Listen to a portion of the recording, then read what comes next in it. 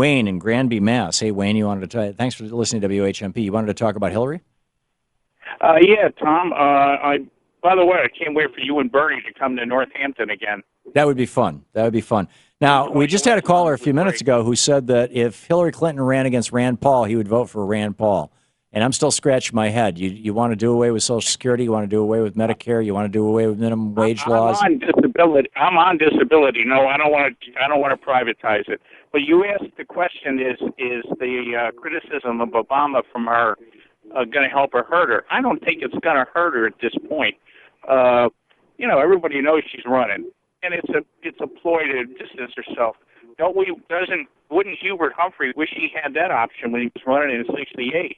Yeah. He had to defend LBJ's Vietnam policy. Well, the problem that Humphrey had in '68 was that right up until the end of September, which was just 6 weeks from the election, he believed that at the end of September or the first week of October, there was going to be an announcement coming out of Paris that the Vietnam War was over.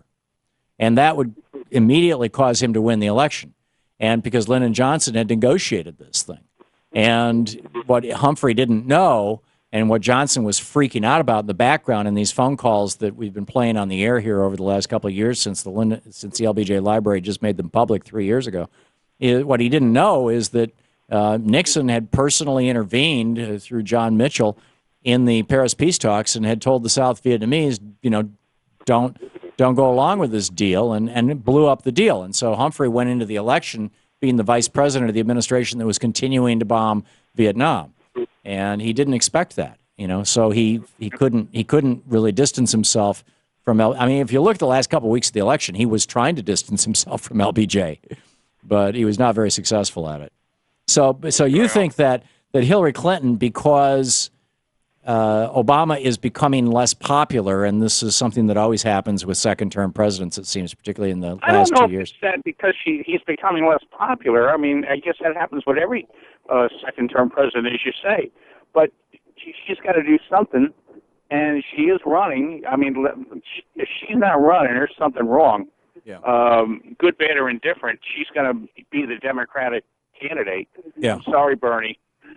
But I don't disagree that it's extremely likely, it's highly probable that Hillary will be the candidate. The big question is going to be who's the vice president on that ticket. And let's go for Bernie.